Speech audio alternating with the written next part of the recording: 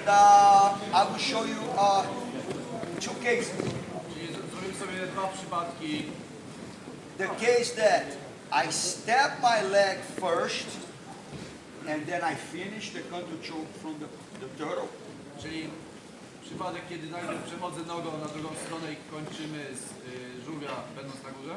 Number two is then when Zico anticipated and did the roll for the skate before I step my leg.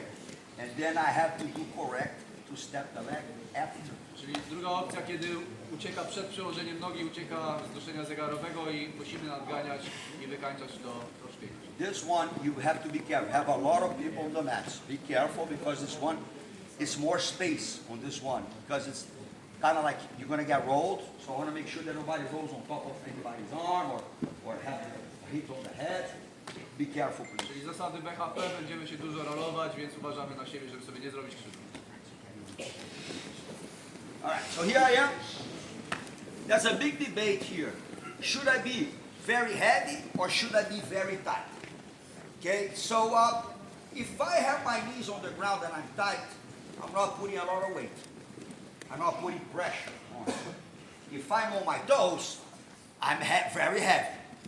But there's space. So my idea is one knee, one leg. Because then I keep tight space and also I can still put the pressure. Czyli odwieczne pytanie, czy jesteśmy bardziej ciężcy, ale zostawiamy mu trochę miejsca do pracy, czy jesteśmy przyklejeni, ale odstawiamy kolana i jest mniej odłożonej na kolegę wagi.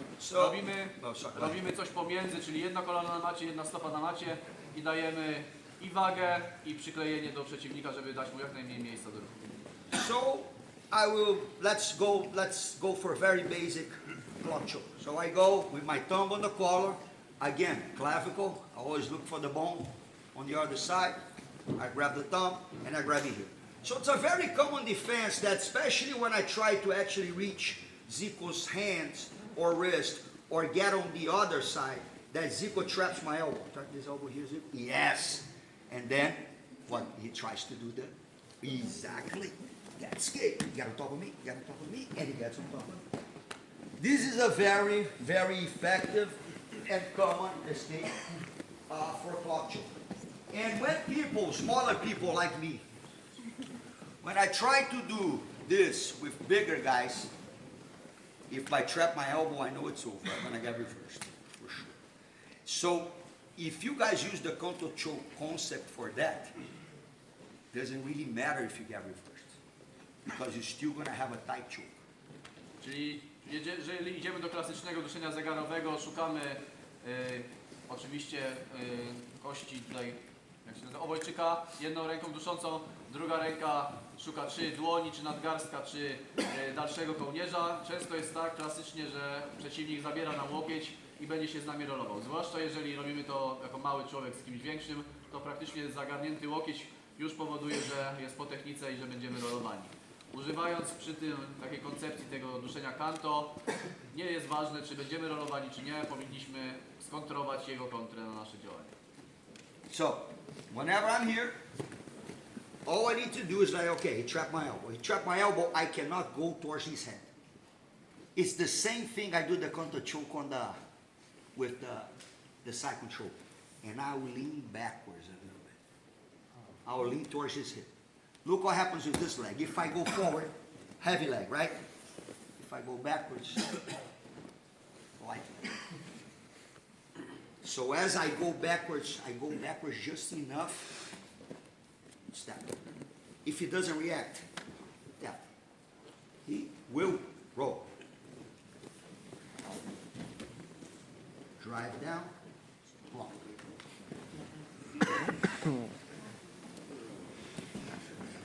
Do you see that when I felt that I was going to be rolled, what did I do? Took my head out of the way and did a shoulder roll. Because my leg was there, all I needed to do is to push my calf and lock my legs. If you lock the triangle, you couldn't see, but if you lock the triangle, good. If you can't, it's the same as we just did. The calf is the most important part because the leg is the most important part. Czyli jak widzieliście, Draculino odchylił się do tyłu, żeby pozwolić tej prawej nodze na większy zakres ruchu i pozwalamy. Albo zamykam w duszeniu, ale jeżeli przeciwnik się kręci, roluje, wtedy myślimy o tym, żeby przede wszystkim schować głowę, pójść do przewrotu przez bark, następnie pracować tak jak w poprzednich wersjach, pracować łydką. Jeżeli uda się zapiąć trójkąt, wspaniale. Jeżeli się nie uda, to cały czas pracujemy tak jak poprzednim razem łydką pod jego szyję, żeby dać presję. So, remember the same thing. Shift the weight. Your leg gets light. If you don't shift the weight, not good. Okay?